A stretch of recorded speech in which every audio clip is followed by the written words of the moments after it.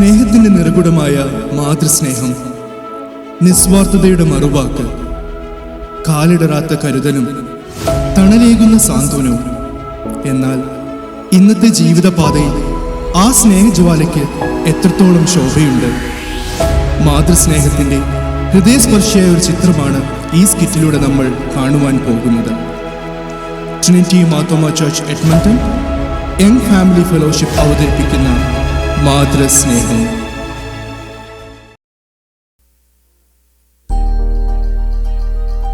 Good morning Mary sister. Good morning കൊച്ചമ്മ. അമ്മച്ചി ഉണർന്നില്ലല്ലോ. അമ്മച്ചി അമ്മച്ചി എണീക്ക് അമ്മച്ചി, നേരം കുറെ വൈകി. രാത്രി മുഴുവനും മക്കളെ ഓർത്ത് ഒരു പോളെ കണ്ണടയ്ക്കാതെ കിടന്നു. രാവിലെയാണ് ഒന്ന് കണ്ണടച്ചത്. ഇത്രയും രാവിലെ എഴുന്നേറ്റ് ഞാൻ എന്ത് ചെയ്യാനാ? വാ അമ്മച്ചി, രാവിലത്തെ വ്യായാമം ചെയ്തു തുടങ്ങാം. അമ്മച്ചിയുടെ ദേഹമൊക്കെ ഒന്ന് അനങ്ങട്ടെ. എൻ്റെ മേരിക്കൊച്ചേ, എനിക്കിതൊന്നും ചെയ്യാൻ വയ്യ. 1 2 3. അമ്മച്ചി ഒന്ന് ചെയ്താട്ടെ. ഞാനൊന്ന് ഇരിക്കട്ടെ. മേരിക്കൊച്ചേ, ഇന്നത്തെ പത്രം വായിച്ചോ?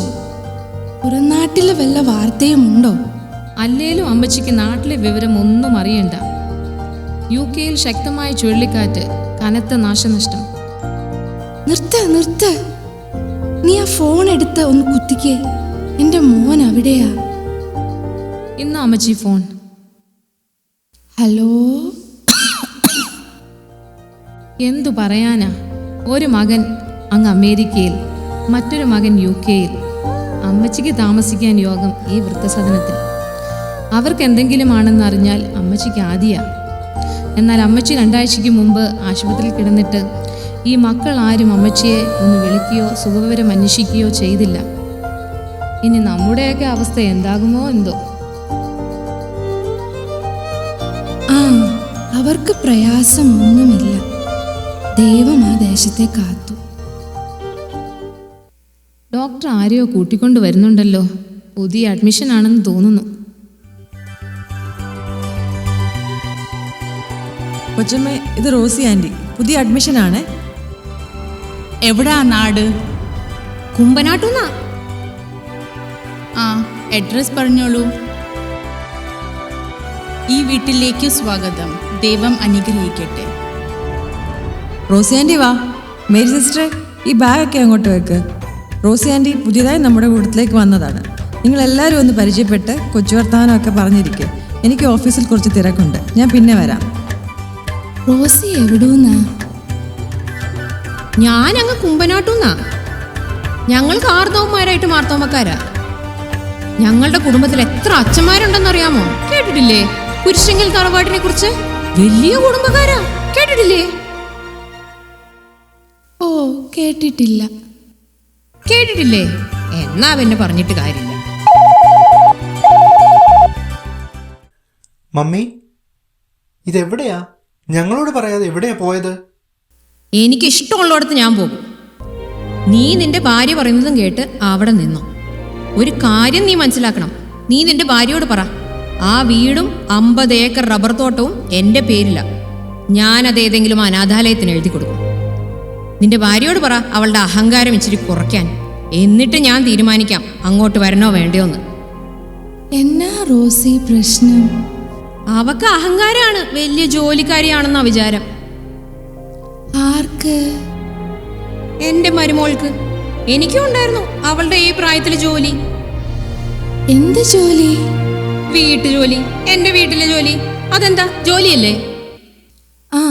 അതെ, ജോലിയാ. ഞാനും എൻ്റെ മരുമോളും തമ്മിൽ ചേരത്തില്ല. ഞാൻ പറയുന്നത് അവളും അനുസരിക്കത്തില്ല, അവള് പറയുന്നത് ഞാനും അനുസരിക്കത്തില്ല. അതെന്താ, ഇത്ര വലിയ പ്രശ്നമാണോ?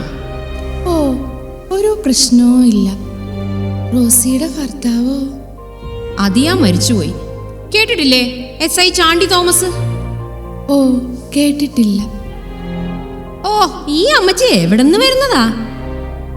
ഞാൻ അങ്ങ് വയനാട്ടീന്നാ. അപ്പൊ പിന്നെ പറഞ്ഞിട്ട് ഒരു കാര്യമില്ല, ഒന്നും കേട്ടിട്ടില്ല. കുമ്പനാട്ടെ വലിയ SI ആയിരുന്നു എൻ്റെ ഭർത്താവ്. 6 അടി പൊക്കവും അതിനൊത്ത വണ്ണവും. അച്ചായന്റെ പേര് കേൾക്കുമ്പോഴേ കുമ്പനാട് വിറയ്ക്കുമായിരുന്നു. പക്ഷെ വീട്ടിൽ ഞാൻ വരച്ച വരയിലേ നിൽക്കൂ. റോസി റോസി എന്ന് വിളിച്ച് എൻ്റെ പുറകേന്ന് മാറില്ലായിരുന്നു. എന്ത് ചെയ്യാനാ? കള്ളനെ പിടിക്കാൻ തെങ്ങും തോപ്പ് വഴി ഓടിയത്. തേങ്ങാ തലയിൽ വീണ് അതിയാനങ്ങ് പോയി. അത് കഴിഞ്ഞ് 1 വർഷം കഴിഞ്ഞ് എൻ്റെ മോൻ്റെ കല്യാണവും കഴിഞ്ഞു. അന്ന് എൻ്റെ കഷ്ടകാലവും തുടങ്ങി. അവനൊരു പെൺകോന്നനായി പോയല്ലോ എൻ്റെ കർത്താവേ. അതെങ്ങനാ? അപ്പനെ കണ്ടല്ലേ മോൻ പഠിക്കുന്നത്. എന്നതാ പറഞ്ഞേ? കൊച്ചു വല്ലതും പറഞ്ഞായിരുന്നോ? അല്ല, അപ്പവും കറിയും ഉണ്ടെന്ന് പറഞ്ഞതാ. അപ്പത്തിന് മുട്ടക്കറിയാണോ? എന്നാ ഇങ്ങ് എടുത്തോ. ഇവിടെ എന്നും വെജിറ്റബിൾ കറിയാണ്. ഓ, മുട്ടയൊന്നും ഇല്ലേ? ഞാൻ കുറച്ച് പൈസ തരാം, മുട്ടയൊക്കെ വാങ്ങിച്ചു വെക്കി. അതൊക്കെ ശരിയാക്കാം. ഇന്നാ റോസി ആൻറ്റി ചായ. ഇതെന്താ ഇവിടെ ഡിസ്പോസിബിൾ ഗ്ലാസ് ഇല്ലേ? ഓ, അതൊന്നും ഇവിടെ ഇല്ല. ഇതാ ഗ്ലാസ്. ഇത് സ്റ്റീൽ ഗ്ലാസ് ആണ്. എന്റെ ദൈവമേ, ഞാൻ ഇവിടെ എങ്ങനെ ജീവിക്കും? ചൂടും എടുക്കുന്നു, AC പോലും ഇല്ല. സുഭദ്രാമ്മ ഒട്ടും വിഷമിക്കണ്ട. ഇവിടെ അമ്മയുടെ പ്രായമുള്ള ഒത്തിരി പേരുണ്ട്. ആ കൊച്ചമ്മ, നമ്മുടെ കുടുംബത്തിലേക്ക് ഒരാൾ കൂടി വന്നിട്ടുണ്ട് കേട്ടോ. നിങ്ങളുടെയൊക്കെ ഹെൽപ്പും സപ്പോർട്ടും ഈ അമ്മയ്ക്ക് ആവശ്യമുണ്ട്. സുഭദ്രാമ എവിടൂന്നാ? ഞാൻ ഇച്ചിരി ദൂരേന്നാ. നിങ്ങളെയൊക്കെ കണ്ടപ്പോൾ എനിക്ക് സമാധാനമായി. വീട്ടില് സ്വൈര്യം കിട്ടാഞ്ഞിട്ട് വന്നതായിരിക്കും അല്ലേ? അയ്യോ അല്ല, എൻ്റെ കുട്ടികളാണ് എന്നെ ഇവിടെ കൊണ്ടാക്കിയത്. അവർക്ക് ഞാനെന്ന് വെച്ച ജീവനാ. അവർക്ക് എല്ലാവർക്കും അങ്ങ് അമേരിക്കയിൽ പോകാൻ പേപ്പറെല്ലാം ശരിയായി. എൻ്റെ വിസ മാത്രം ശരിയായില്ലെന്നേ. അതുകൊണ്ട് കുറച്ച് നാളത്തേക്ക് അവർ എന്നെ ഇവിടെ കൊണ്ടുവിട്ടതാ. എൻ്റെ പേപ്പർ ശരിയായാൽ അവരെന്നെ വന്ന് കൂട്ടിക്കൊണ്ട് പോകും. ഒരു ദൈർഘ്യമേറിയ ഇടവേളയ്ക്ക് ശേഷം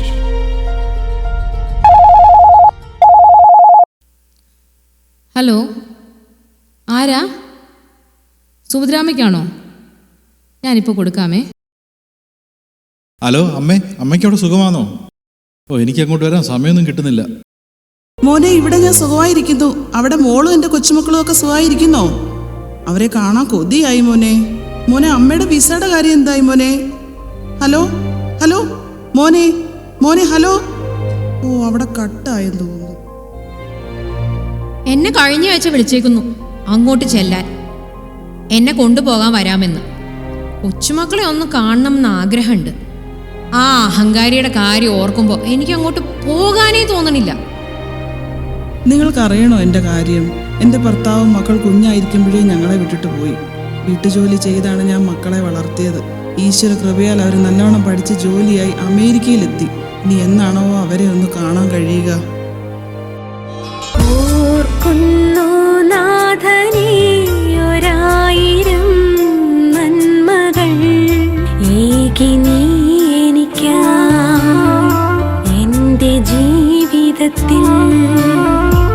മേരി സിസ്റ്ററെ, എനിക്കെന്തോ തീരെ വയ്യാത്ത പോലെ. തൊണ്ടയൊക്കെ വരളുന്നു. എനിക്കൊന്ന് കിടക്കണം. സുഭദ്രാമ്മ ഉറങ്ങാത്തതിൻ്റെ ക്ഷീണം കേട്ടോ. ഒന്ന് ഉറങ്ങി എഴുന്നേക്കുമ്പോഴത്തേനും എല്ലാം ശരിയാവും. എനിക്കെൻ്റെ മക്കളെ ഒന്ന് കാണണം. ആരെങ്കിലും എൻ്റെ മക്കളെ ഒന്ന് വിളിക്കുവോ? എത്ര നാളായി കണ്ടിട്ട്. ഡോക്ടറിനോട് ഒന്ന് പറയുവോ വിളിക്കാൻ? സുഭദ്രാമ അവിടെ കിടന്നുറങ്ങും, എല്ലാം ശരിയാകും. ഡോക്ടറെ, എത്ര നാളായി മകൻ വരുമെന്ന് പറയുന്നു, ഇതുവരെ വന്നില്ല. ദിവസം കഴിയുന്തോറും സുഭദ്രാമയ്ക്ക് ക്ഷീണം കൂടിക്കൂടി വരികയാണ്. മക്കളെ കാണാത്തതിൻ്റെ ആണെന്ന് തോന്നുന്നു. അവരിനി ഒരിക്കലും വരാൻ പോകുന്നില്ല അമ്മച്ചി. വർഷങ്ങൾക്ക് മുമ്പ് അവരെല്ലാത്തിനും ഈ അമ്മയെ ആവശ്യമുണ്ടായിരുന്നു. വയ്യാതായപ്പോൾ വലിയൊരു തുകയും തന്ന് അമ്മയെ ഇവിടെ ഏൽപ്പിച്ചിട്ട് പോയി. സത്യം അറിഞ്ഞാൽ ഈ അമ്മ ഹൃദയം പൊട്ടി മരിക്കുമെന്ന് എനിക്ക് തോന്നുന്നു. അതുകൊണ്ട് ഞാൻ അമ്മയെടുത്ത് എല്ലാം മറച്ചു വെച്ചു.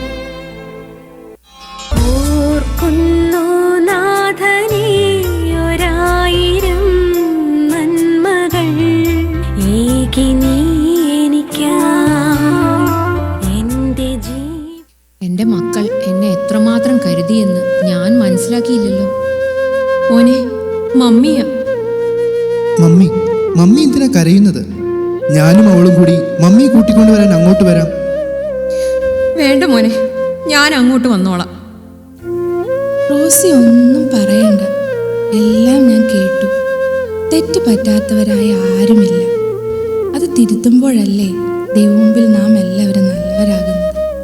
പോയി മക്കളുടെ കൂടെ സന്തോഷിച്ച് ജീവിക്കേ. എനിക്കു തരാൻ ഇനിയുണ്ടോ കുടുകുടച്ചിരിക്കുന്ന പൊൻപാവ? വിശക്കുമ്പോൾ പകരാമോ തൈർക്കലം തൂവുന്ന തൂവെണ്ണ? എന്നമ്മേ ഒന്നു കാണാൻ എത്ര നാളായി ഞാൻ കൊതിച്ചു. സുഭദ്രാമേ, ഞാൻ പോവാ എൻ്റെ മക്കളുടെ അടുത്ത്. സുഭദ്രാമയുടെ മക്കളും വരും. ഞാൻ അങ്ങോട്ട് പോവാ. റോസി, നാം തിരുവചനത്തിൽ വായിക്കുന്നില്ലയോ, ദോഷം വിട്ടകന്ന് ഗുണം ചെയ്യുക, ഹൃദയം നുറുങ്ങിയവർക്ക് യഹോവ സമീപസ്ഥൻ, സമാധാനമായി പോകൂ.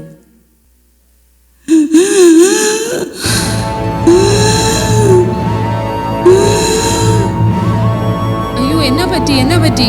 ഡോക്ടറെ, ഓടി വന്നേ. സുഭദ്രാമ അനങ്ങുന്നില്ലല്ലോ. മേരി സിസ്റ്റർ, ആ പൾസ് നോക്കിക്കേ. സുഭദ്രാമ നമ്മളെ വിട്ടു പോയി.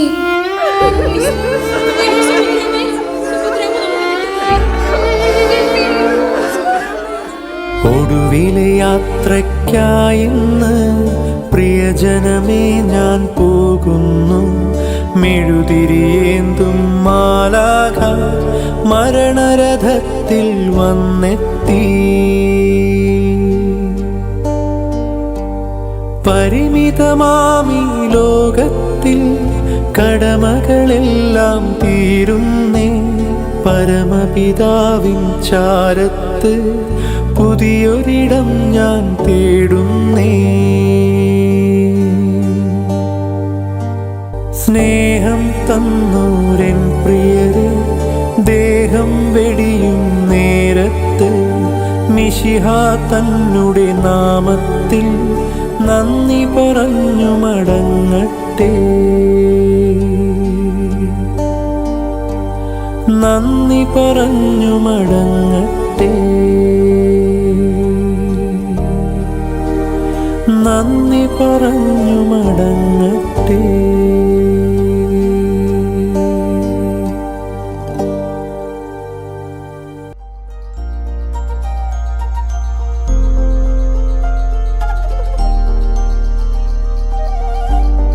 നമ്മുടെ കുടുംബത്തിലേക്ക് ഒരാൾ കൂടി വന്നിട്ടുണ്ട്, ആമിന ബീഗം. ഞാൻ ആമിന ബീഗം. ഞാൻ കൊല്ലത്ത് നിന്നാ വരുന്നത്. എന്റെ മകൻ അങ്ങ് ഒമാനിലാണ്. അവൻ എനിക്കുള്ള വിസ റെഡിയാക്കി അധികം താമസിയാതെ എന്നെ അങ്ങ് കൊണ്ടുപോകും. എനിക്കൊരു മകനുണ്ട് അങ്ങ് അമേരിക്കയിൽ. വിസ ഇപ്പോൾ ശരിയാക്കാമെന്ന് പറഞ്ഞ് ഇവിടെ കൊണ്ടുവന്നാക്കി. എൻ്റെ മകൻ വന്ന് എന്നെയും കൊണ്ടുപോകും. അവൻ വന്ന് എന്നെയും കൊണ്ടുപോകും. അവൻ വന്ന് എന്നെയും കൊണ്ടുപോകും. എന്നെയും കൊണ്ടുപോകും. മാതാപിതാക്കൾ സ്നേഹത്തിൻ്റെയും ത്യാഗത്തിൻ്റെയും നിലയ്ക്കാത്ത ഉറവുകൾ. അവരുടെ കരുതലിൻ്റെ തണലിലാണല്ലോ നാം വളർന്നത്. മങ്ങാത്ത സ്നേഹത്തിൽ ദീപനാളമായി ഉള്ളിലെന്നും ജ്വലിക്കുന്ന മാതാപിതാക്കൾ. അവരുടെ പരിത്യാഗങ്ങൾക്ക് മുന്നിൽ നാം ശിരസ് നമിക്കുന്നു. എന്നാൽ കാലചക്രം ഉരുളുമ്പോൾ ആ സ്നേഹജ്വാലയുടെ പ്രഭ മങ്ങുന്നു. വൃദ്ധസദനങ്ങളുടെ സൗകര്യങ്ങൾക്കപ്പുറം അവർ കൊതിക്കുന്നത് കുടുംബത്തിൻ്റെ സ്നേഹോഷ്മളതയാണ്.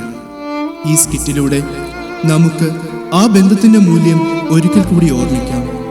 വരും തലമുറയ്ക്ക് ഒരു സന്ദേശമാകട്ടെ ഈ അവതരണം.